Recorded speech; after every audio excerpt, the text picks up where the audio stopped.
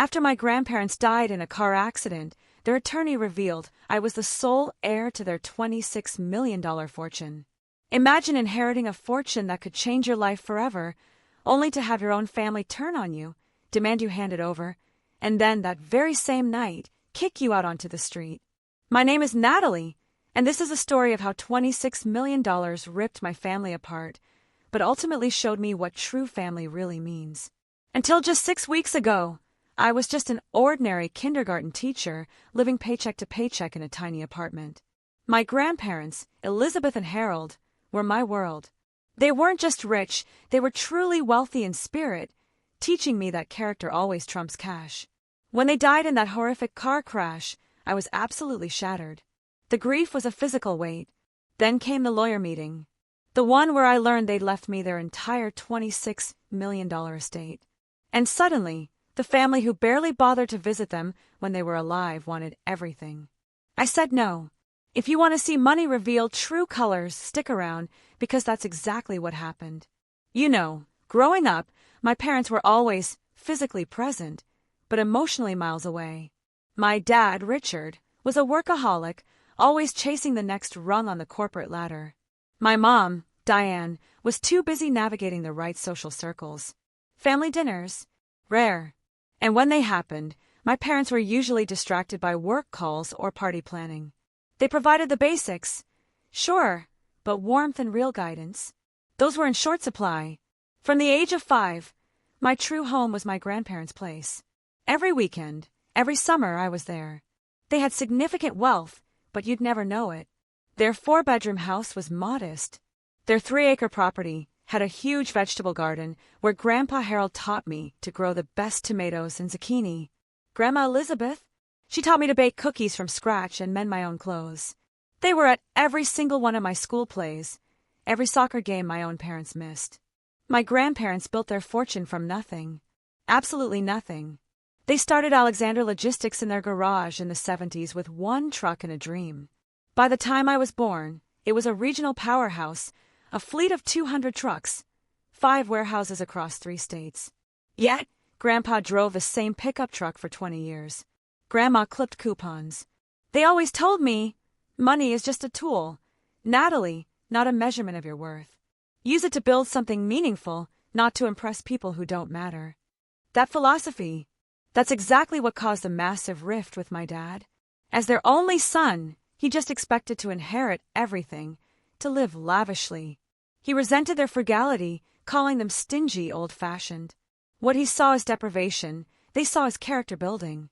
They paid for his college, but expected him to work summer jobs. When he graduated, they helped him with a down payment on a modest starter home, not the luxury condo he demanded. The final break came when he actually demanded a senior position at their company, despite having 0 relevant experience. My grandparents refused. "You need to earn it, Richard," they said. He stormed out, took a corporate job, and their relationship was never the same. For me, though, it was different. They paid for my education in full, debt-free. But they always encouraged me to choose a career I was passionate about, not one that promised big bucks. When I decided to become a kindergarten teacher, they were genuinely thrilled, even though my starting salary was barely above minimum wage. Throughout my adult life, we were always close. Sunday dinners every week. I'd help them with their smartphones, teach them how to video chat. They'd share family recipes and stories from their youth. Holidays, I always stayed with them, which, of course, caused endless friction with my mother. She saw it as a personal rejection. My own apartment was small, a 1-bedroom about 20 minutes from their house. Cozy, filled with secondhand furniture and plants. My teacher's salary covered my needs. I found joy in simple things: reading, hiking, volunteering at the animal shelter. My grandparents respected my independence, though they'd occasionally surprise me with practical gifts like new winter tires. Then, 6 weeks ago, everything changed. I was grading papers on a Tuesday evening when the call came. Police. My grandparents were driving home from their favorite restaurant. A drunk driver ran a red light. Full speed. They died instantly. The officers said they didn't suffer, but that offered me absolutely no comfort. The funeral was a blur. My parents took charge of arrangements, arguing with the funeral director about costs. My brother Jason flew in from California, glued to his phone. Aunt Pam cried dramatically for photos, but stopped the second the cameras were put away. Uncle Steve just hovered awkwardly. None of them had visited my grandparents in years, yet suddenly they were acting like the most grieving family ever. I just felt numb. The two people who truly understood and supported me were gone. Their home, once so warm, now stood empty. I couldn't bring myself to go inside. Instead, I went back to my apartment, took bereavement leave, and just tried to process this new, devastating reality. 2 weeks after the funeral, Matthew Goldstein, their attorney, called. He wanted me and my immediate family to come to his office for the will reading. Little did I know that meeting was about to upend everything I thought I knew about my family. The morning of the will reading was gray and drizzly, perfectly matching my mood.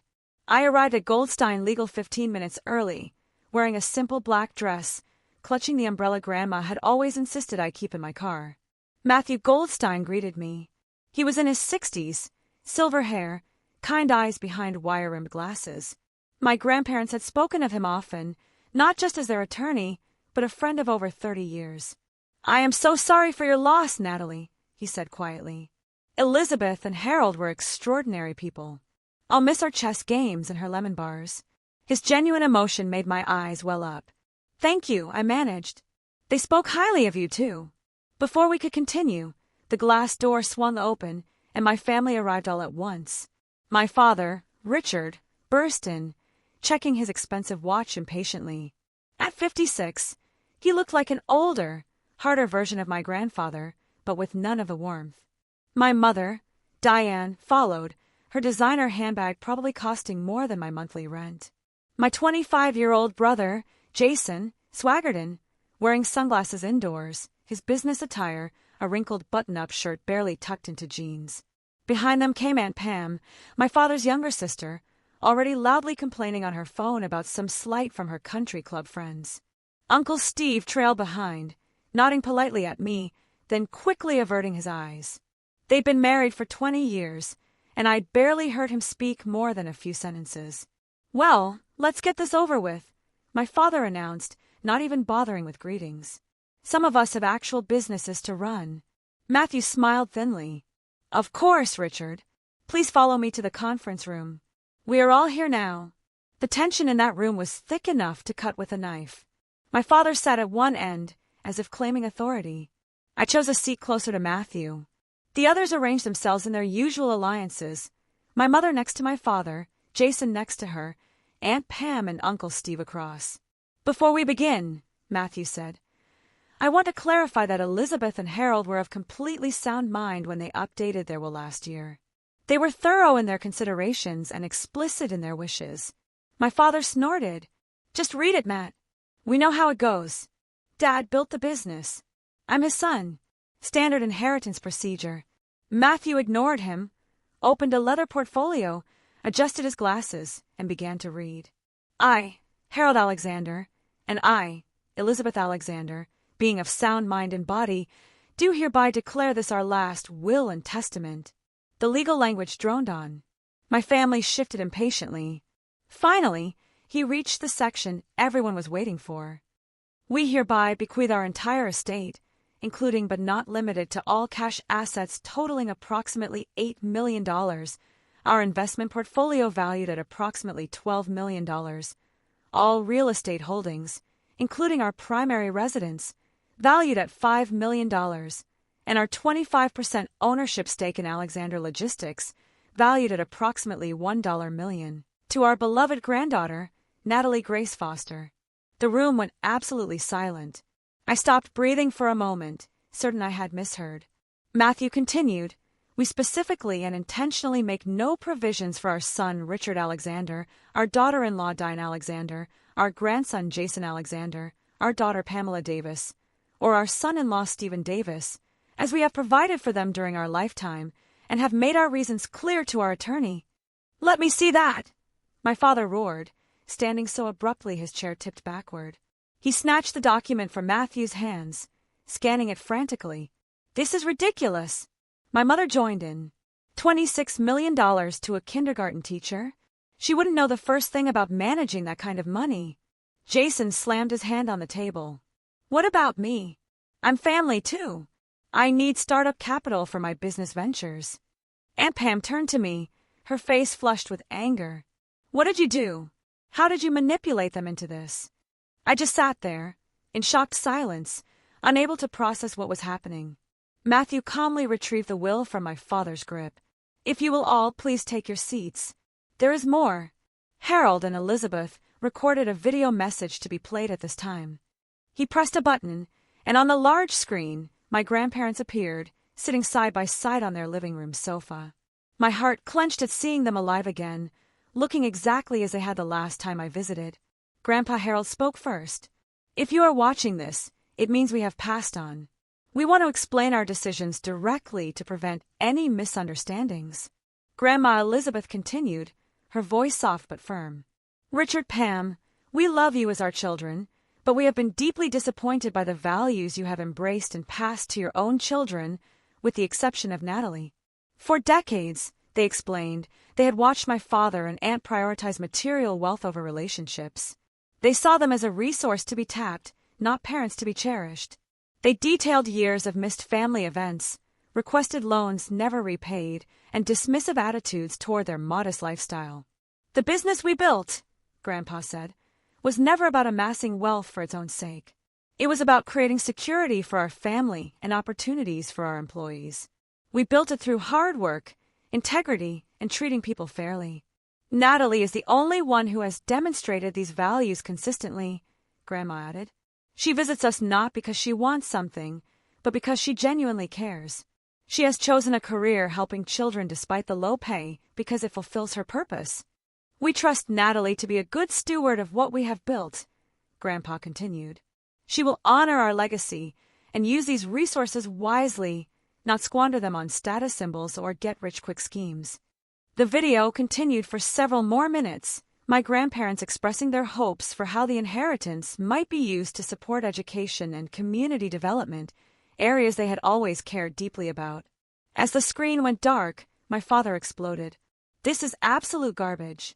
They were clearly senile. We'll contest this will. No judge will uphold this insanity. Matthew remained perfectly calm. They anticipated that response, Richard. They underwent extensive cognitive testing before finalizing this will, with multiple independent doctors certifying their competence. Additionally, they documented years of behaviors that informed their decision. I must advise you that contesting this will be extremely difficult, expensive, and unlikely to succeed. My mother turned to me, her voice suddenly sickeningly sweet. Honey, Natalie, darling, you understand this isn't right. Your grandparents were confused. This money belongs to the family, not just you.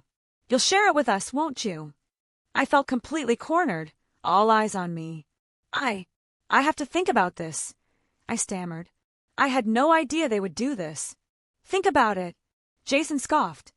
There's nothing to think about. That money should be divided equally, or managed by someone with actual business experience. My father interjected, clearly meaning himself. As the arguing intensified, Matthew gently touched my arm. You don't have to decide anything today, Natalie. Take time to process. My office will handle all immediate matters related to the estate. He handed me a thick envelope. This contains all the relevant documents, keys to their house, and contact information for their financial advisors. Call me anytime with questions.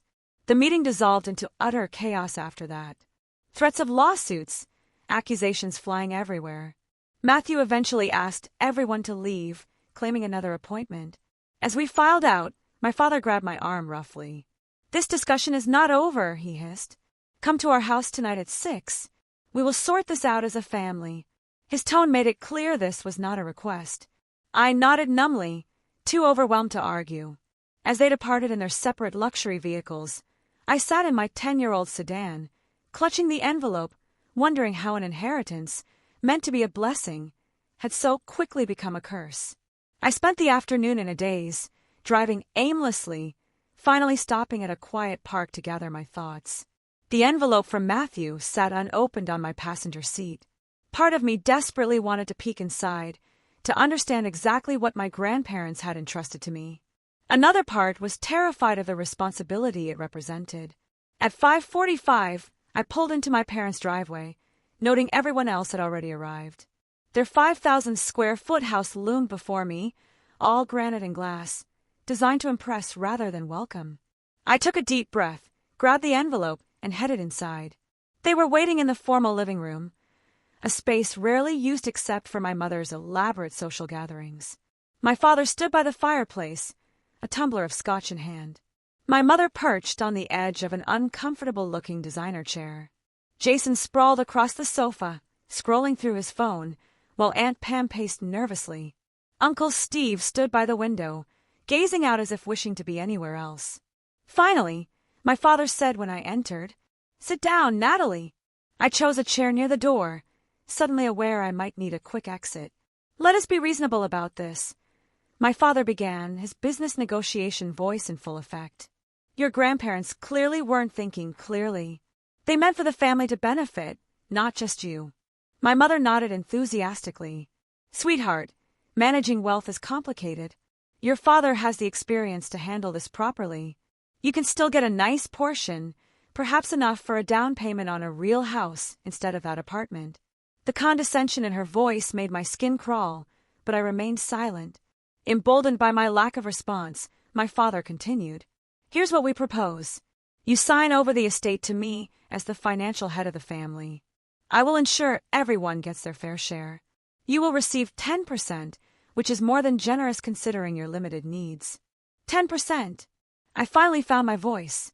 That would still be over $2 million. "Exactly." Jason jumped in. "More than enough for a teacher. I need at least $5 million for my cryptocurrency exchange platform. It's going to be huge." I looked at him skeptically. Jason had bounced between get-rich-quick schemes for years, never holding a job longer than 3 months. His last venture, an app for rating public restrooms, had collapsed after burning through $50,000 of my parents' money. "The house should go to us," Aunt Pam interjected. "We have 3 children to consider. That neighborhood would give them access to better schools." I almost laughed at the absurdity. Aunt Pam had never once visited my grandparents in that house. Her children, my cousins, were strangers who sent obligatory birthday cards with my aunt's handwriting. As the evening progressed, their tactics evolved. When demands didn't work, they switched to guilt. "After all we've done for you," my mother said, her eyes dramatically moist. "We gave you life, a good home, opportunities. This is how you repay family loyalty." I nearly choked on my water. "Loyalty? When was the last time either of you called just to check on me? When did you ever attend one of my school performances?" My father changed strategies again. "We are not asking, Natalie. We are telling you what will happen. Either you sign the transfer documents voluntarily, or we will contest the will. We will bring up every questionable interaction you had with your grandparents.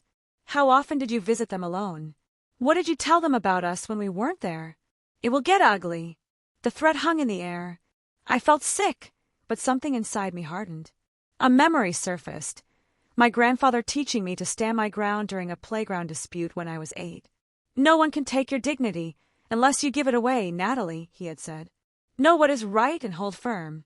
Uncle Steve, who had remained silent, suddenly spoke. "Maybe we should all calm down and give Natalie some time to think. This is a lot to process." My father rounded on him. "Stay out of this, Steve. This is family business." "I am family," he responded quietly, but immediately retreated when my father glared at him. As the clock ticked past 9, Jason started drafting transfer paperwork on his laptop. My mother called their personal attorney for advice on the wording. Aunt Pam scrolled through real estate listings for my grandparents' house, talking about which walls she'd knock down first. They had already divided my inheritance without my consent, mapping out how they would spend every dollar. Not once did anyone mention my grandparents' wishes or legacy. Not once did they ask what I thought should be done with the money. At 10:30, my father printed out the crude transfer document and slid it across the coffee table to me, along with a pen. "Sign it," he demanded. "Now." I picked up the paper and read it carefully. The language was broad, essentially signing away all my rights to anything my grandparents had left me. In exchange, I would receive a percentage to be determined later, at my father's sole discretion. I put the paper down and took a deep breath. The room went silent. "No," I said. "What did you just say?" My father's voice was dangerously low. I said, "No, I will not sign this or anything like it. My grandparents trusted me with their legacy for a reason. I intend to honor that trust." My mother launched into a tirade about ingratitude. Jason called me names I won't repeat. Aunt Pam began sobbing dramatically about her children's future. Through it all, I sat still. The word no became a shield around me. Finally, my father slammed his glass down so hard it cracked. "That's enough," he roared. "I always told Dad you weren't to be trusted. You manipulated them, just like you're trying to manipulate us now with this innocent act." He stalked toward me, pointing his finger inches from my face. "You have a choice to make right now, Natalie. Either you sign that paper and remain part of this family, or you take your precious inheritance and consider yourself disowned. You cannot have both." The ultimatum hung in the air between us, heavy and cold. I looked around at the faces of my family members, searching for any sign of love, of understanding. I found none. In that moment, I realized a painful truth. They had never really seen me as family. I was just a means to an end, a potential source of money. Nothing more. "I'm not signing," I said firmly, standing up. "I'm sorry you feel this way, but I have to respect what Grandma and Grandpa wanted." "Then get out of my house," my father snarled. "Pack your things and leave tonight. You are no longer welcome here." "I live in my own apartment," I reminded him. "I have for years." He laughed coldly. "The apartment we co-signed for because your teacher's salary couldn't qualify for the lease? Check your agreement, Natalie. We own that building through one of our investment companies. Consider your lease terminated." My stomach dropped. He was right. When I couldn't qualify for the apartment on my own, they had offered to help. I never realized they actually owned the building through a shell company. "You have 30 minutes to pack essential items," my mother said, checking her watch. "The locks will be changed tomorrow." I stood frozen in shock. They were actually kicking me out, making me homeless, over money they had never earned. "The clock is ticking," Jason smirked. "Better hurry, sis. Those $26 million won't keep you warm tonight. 30 minutes. It's not long to pack up your entire life." I moved on autopilot, grabbing clothes, toiletries, important documents, a few sentimental items. My mind kept spinning with disbelief. How could they do this? How could money turn my family into complete strangers? My father stood in the doorway of my bedroom, arms crossed, watching me like a guard, ensuring a prisoner didn't steal anything. My mother stayed downstairs, already on the phone with a real estate agent about selling my grandparents' house. Her voice carried up the stairs. "You were never really part of this family anyway," my father said coldly as I stuffed clothes into a duffel bag. "Your mother and I were going to divorce before she got pregnant with you. You were the obligation that kept us together." The casual cruelty of his revelation staggered me. I had always sensed I was unwanted, but having it confirmed so bluntly was another matter entirely. "We have wasted enough time and money on you," my mother added, appearing in the doorway. "Your private school tuition, braces, summer camps, all those dance lessons you were terrible at. Consider this the end of our investment." Investment. Not love, not care, but investment. As if I were a stock that had performed poorly. Jason appeared next, leaning against the wall with a smug expression. "You'll regret this when you have nothing and no one," he said. "That money will run out faster than you think. And then what? You'll come crawling back, and we'll remember how you chose cash over family." I zipped up my final bag, fighting back tears. I was determined not to cry in front of them. I wouldn't give them the satisfaction. "Is that everything?" my father demanded. I looked around the room that had been mine since childhood, though I'd only stayed here occasionally since college. The ballet trophies, the framed diploma, the bookshelf, the photo albums. So much left behind.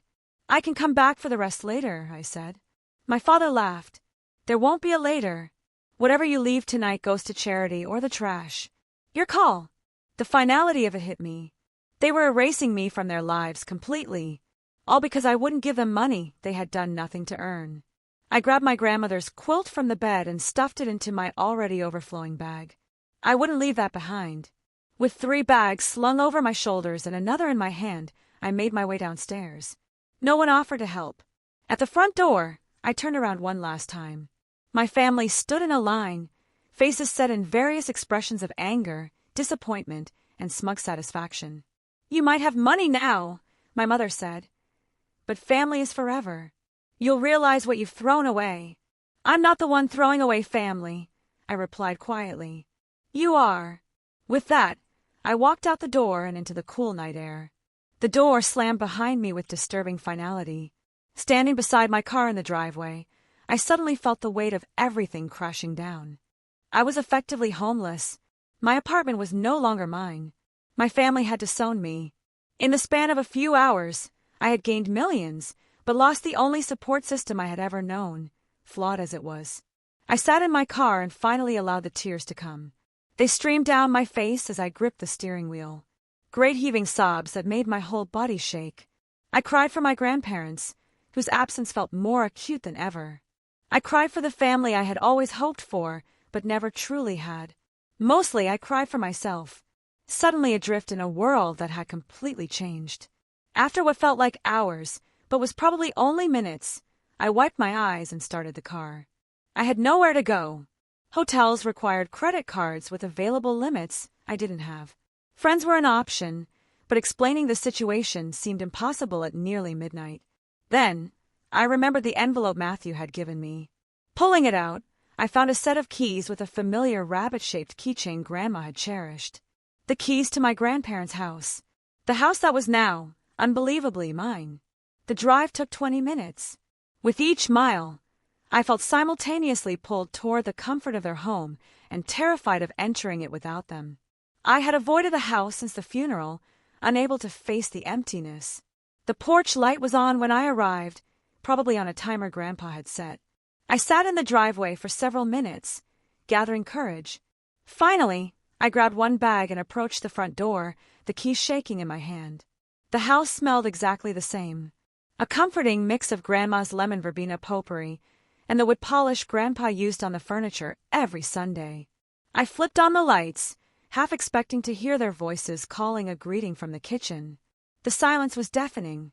I made my way to the guest room I had always used, dropping my bag on the bed. Everything was exactly as I had left it after my last weekend visit a month before the accident. The novel I had been reading still sat on the nightstand, a bookmark indicating my progress. Fresh towels were folded on the dresser, placed there by my grandmother in anticipation of my next stay. The thoughtfulness of it, the expectation of continuity they couldn't have known would be broken, undid me again.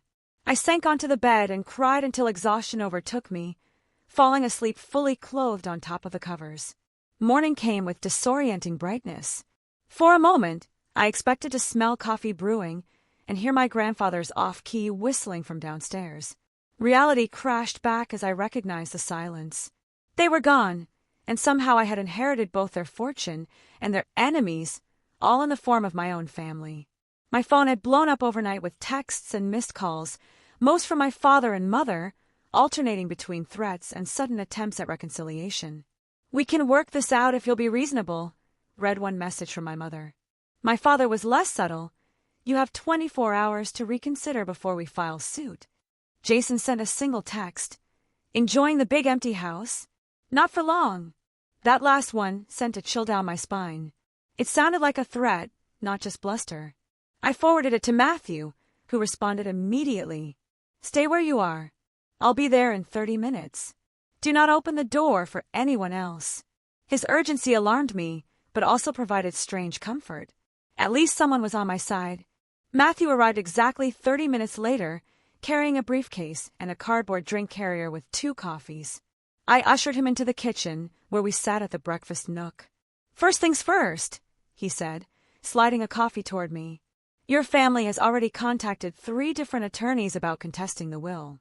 I anticipated this and have prepared countermeasures." I wrapped my hands around the warm cup. "They kicked me out last night. My father apparently owns my apartment building through some investment company." Matthew nodded grimly. Typical Richard tactics. Using leverage to force compliance. He began pulling documents from his briefcase. "What he didn't tell you is that your grandparents provided for this exact scenario." He showed me a deed to a small cottage about 20 minutes outside town. Your grandmother bought this property 5 years ago as an investment, but kept it in a separate trust for you. Richard doesn't know about it. You have somewhere to go if you need it. Relief washed over me. At least I wouldn't be homeless. But the idea of hiding out while my family circled like vultures didn't sit well. There's something else you should know, Matthew continued. You are not alone in this. Your grandparents had many loyal friends and associates who understood the situation with your family. As if on cue, a knock sounded at the back door. Matthew smiled. That would be Carlos. Carlos! The name was vaguely familiar. Carlos Ramirez, Matthew explained.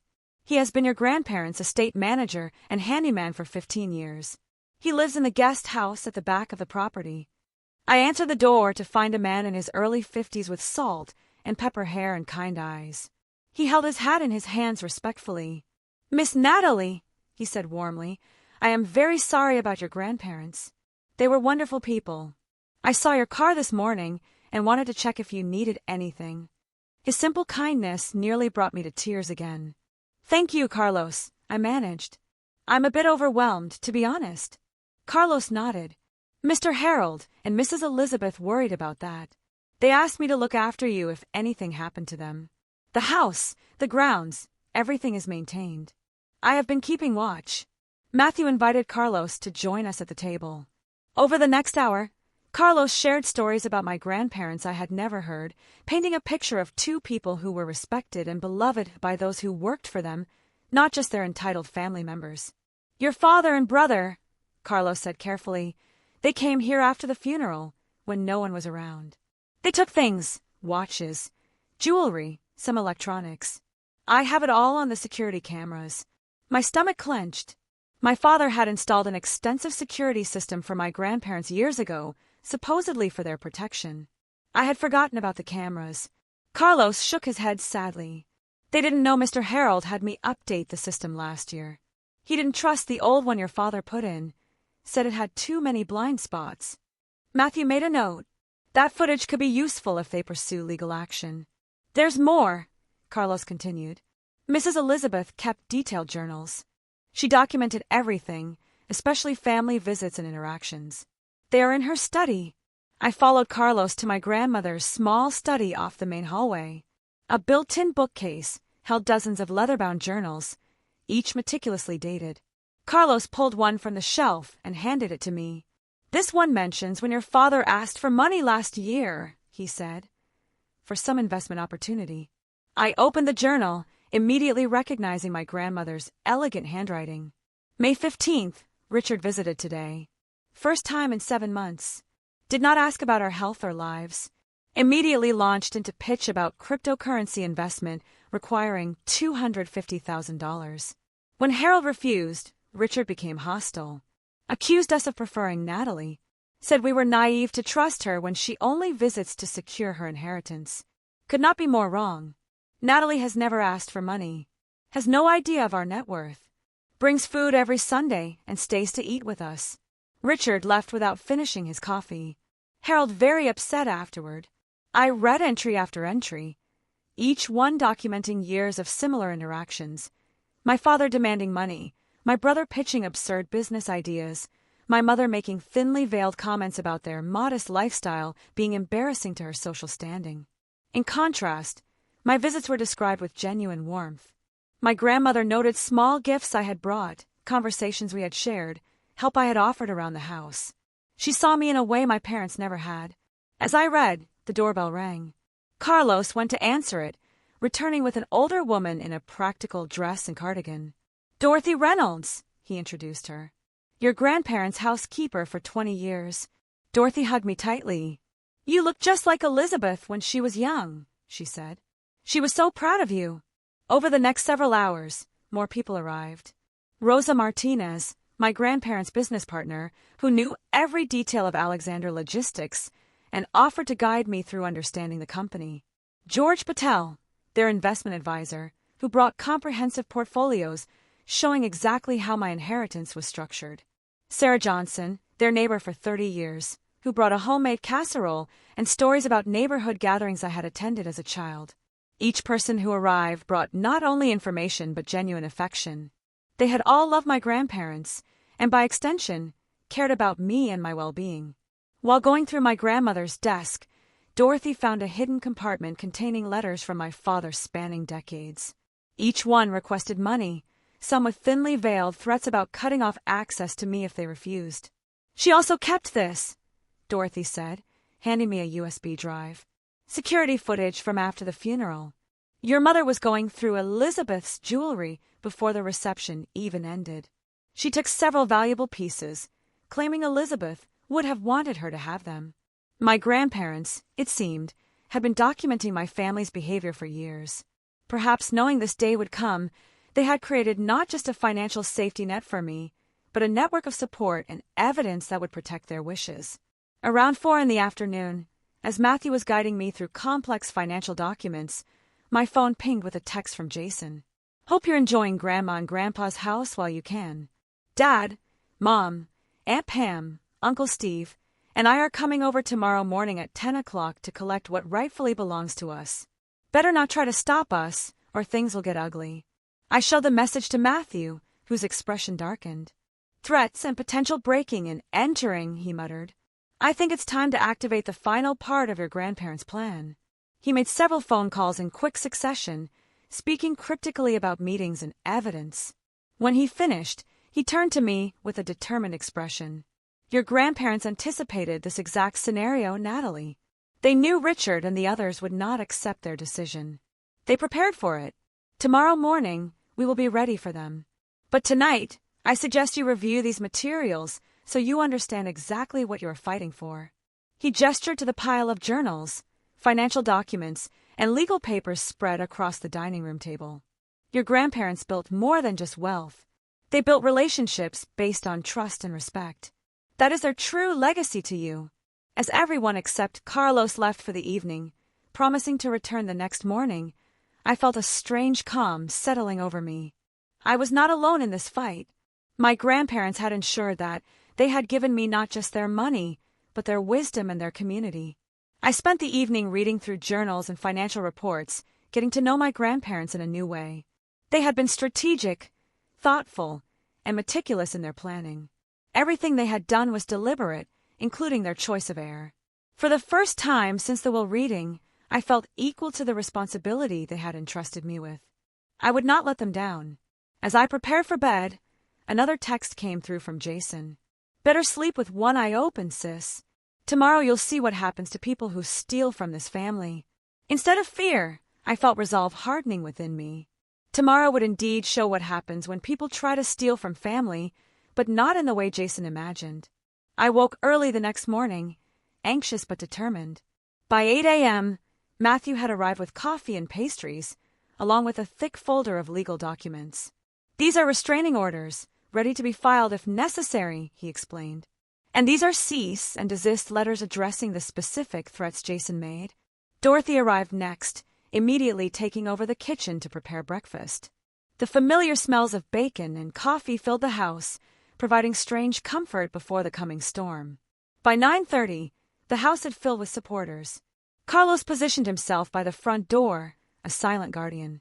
Rosa Martinez, my grandparents' business partner, set up her laptop at the dining table, ready to present financial evidence if needed. Dorothy bustled around, ensuring everyone had coffee and food, her presence alone a connection to my grandparents' hospitality. At 9:45, cars began pulling into the long driveway. First, my father's black luxury sedan, then my mother's white SUV, followed by Aunt Pam and Uncle Steve's midlife crisis convertible, and finally Jason's impractical sports car he could only afford because my parents paid his rent. "They're early," Matthew observed, trying to catch us off guard. As the doorbell rang aggressively, followed by pounding, Matthew nodded to Carlos, who opened the door. My father stood on the threshold, momentarily surprised to see someone other than me answering. Behind him, the rest of my family clustered together, expressions ranging from angry to smug. "Where's Natalie?" my father demanded. "This is family business." Carlos remained immovable. "Miss Natalie is expecting you. Please come in." My family filed into the foyer, stopping short when they saw the gathering in the living room. I stood in the center, Matthew slightly behind me to my right. "What is this?" my mother asked, her voice brittle. You brought outsiders into a private family matter. Before I could answer, the front door opened again, and 3 more people entered. First came Judge Robert Henderson, a tall, dignified man in his 70s who had been my grandparents' friend for decades. He was followed by Police Chief Maria Williams, whose daughter's education had been supported by my grandparents' charitable foundation. Last came Thomas Jang, my grandparents' financial advisor for over 20 years. My father's face paled at the sight of Judge Henderson. The judge had ruled against him in a business dispute years earlier, a case my father had tried unsuccessfully to influence through social connections. "Robert," he said, attempting a jovial tone that fell flat, "what brings you here?" The judge's expression remained stern. "I am here at the request of Harold and Elizabeth Alexander, through their attorney, Matthew Goldstein. They asked me, in the event of their deaths, to serve as an impartial witness to any family disputes regarding their estate." My mother turned to Chief Williams. "This is ridiculous. We are here to collect family heirlooms that rightfully belong to us. Why is law enforcement present?" The chief smiled thinly. "I am here as a friend of the Alexander family, not in an official capacity. Unless, of course, someone commits a crime, in which case my official duties would naturally take precedence." The implied threat was not lost on any of us. As if on cue, the back door opened and 6 more people entered, forming a semicircle behind me. They were longtime employees from my grandparents' business, people who had known my father since childhood and had witnessed his transformation from entitled son to absent family member. "You've got to be kidding me," Jason muttered. "Is this supposed to intimidate us?"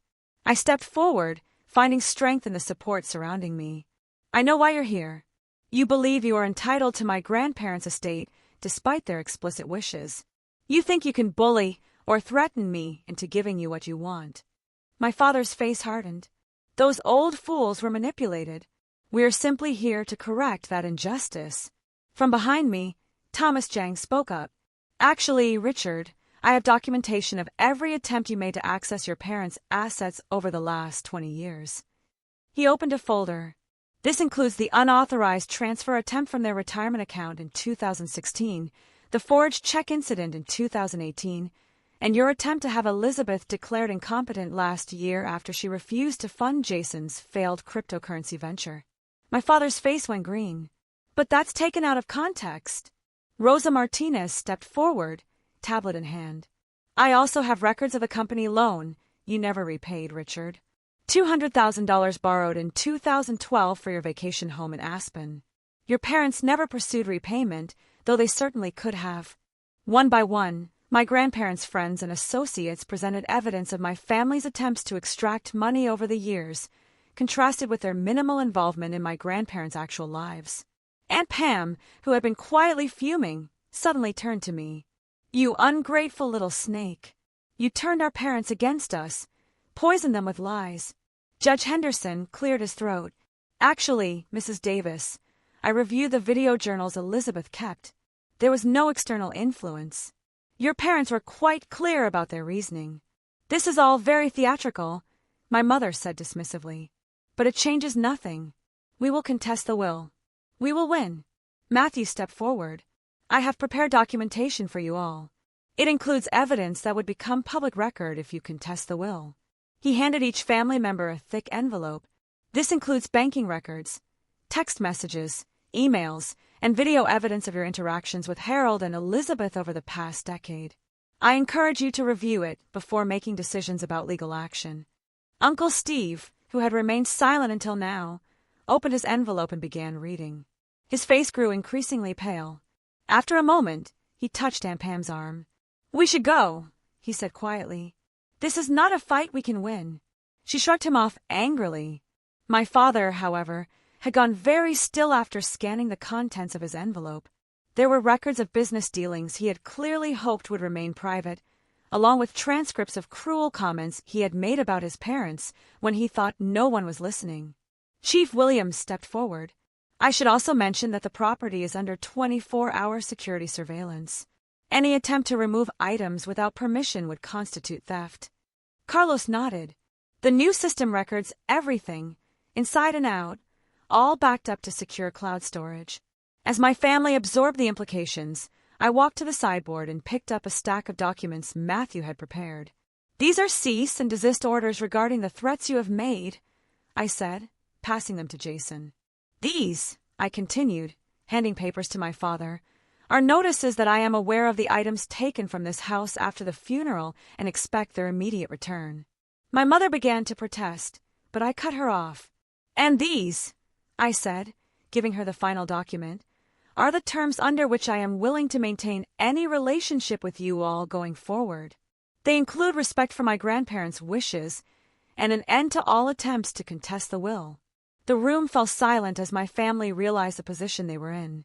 Not only had my grandparents legally protected their decisions, but they had anticipated and documented every possible challenge. The community of support they had built stood firmly with me, presenting a united front my family had not expected. My father was the first to break. "This is not over," he said, but the defeat in his voice suggested otherwise. "Actually, Richard," Judge Henderson replied, "it is. Your parents were meticulous in their planning. Any judge in this county would uphold their wishes based on the evidence they compiled." One by one, my family members retreated toward the door, their threats dissolving in the face of the overwhelming evidence against them. Jason glared at me as he passed. "This is not the end," he muttered. "Perhaps not," I replied calmly, "but it is the end of you taking advantage of his family. My grandparents saw who you really are. That is why we are all here today." As they filed out to their cars, the tension in the room dissipated.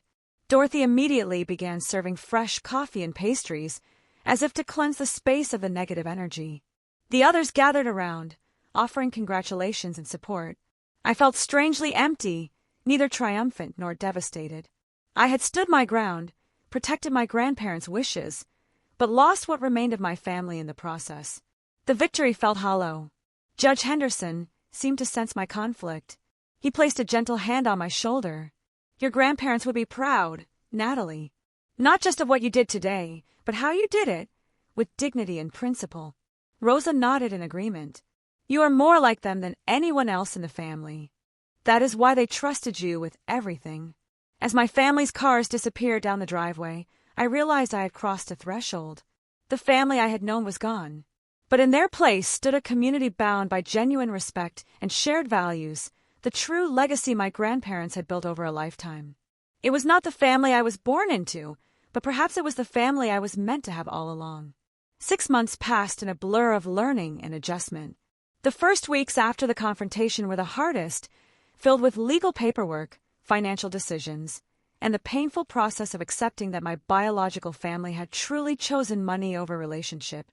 They made a few half-hearted attempts to reconcile, but only when they needed something, proving that nothing had really changed. With guidance from Matthew and my grandparents' advisors, I established the Elizabeth and Harold Alexander Foundation for Education, dedicating $10 million to supporting underprivileged students and schools in our community. The foundation focused particularly on arts education and vocational training, areas my grandparents had always believed were undervalued.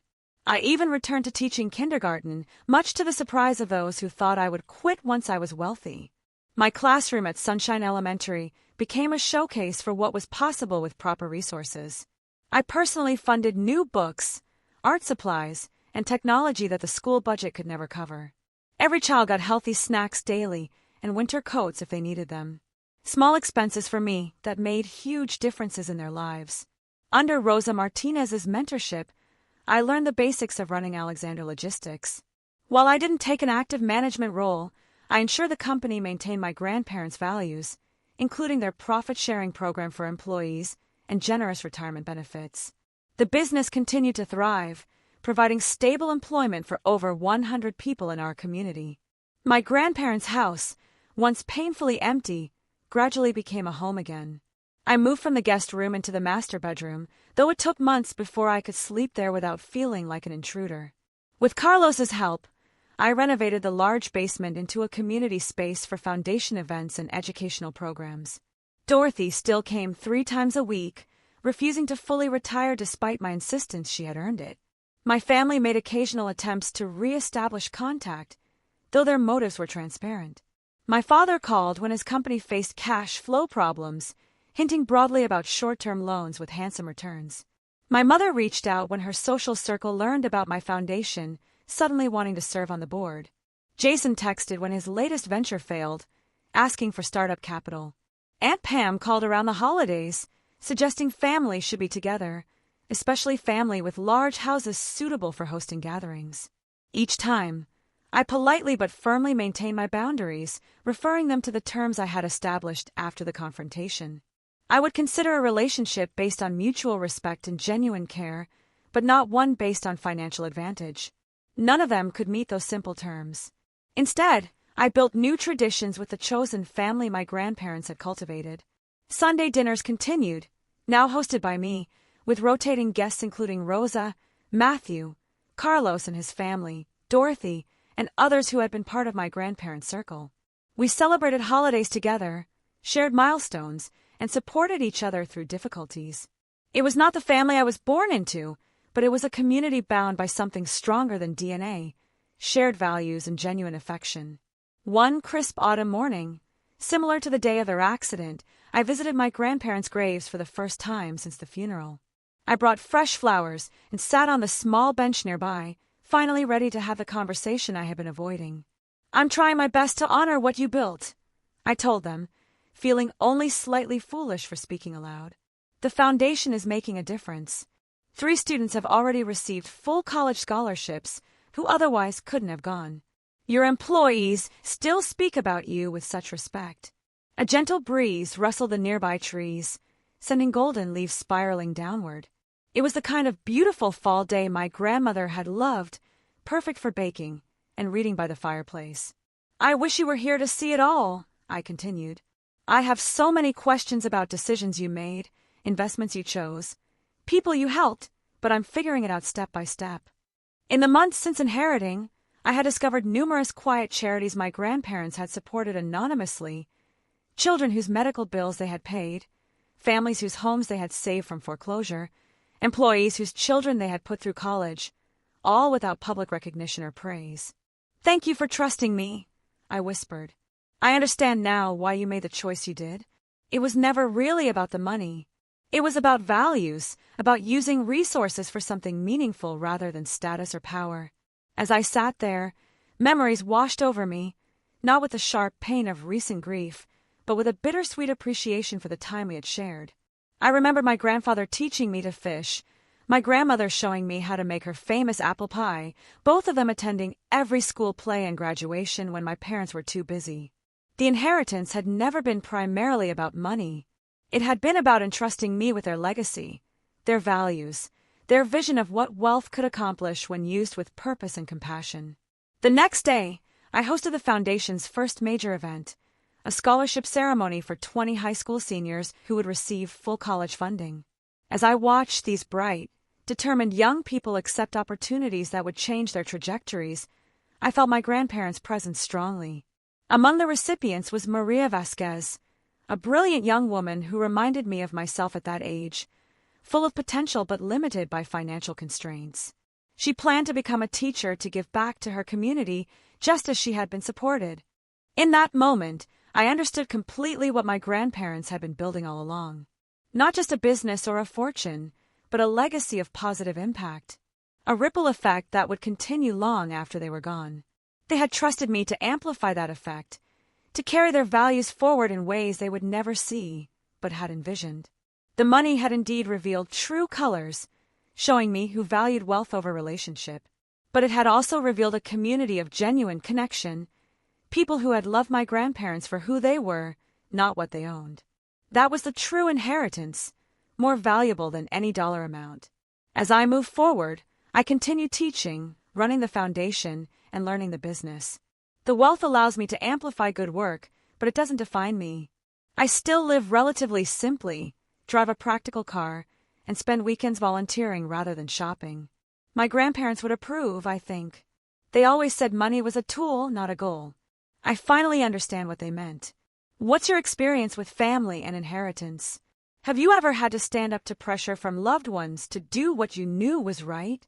I'd love to hear your stories in the comments.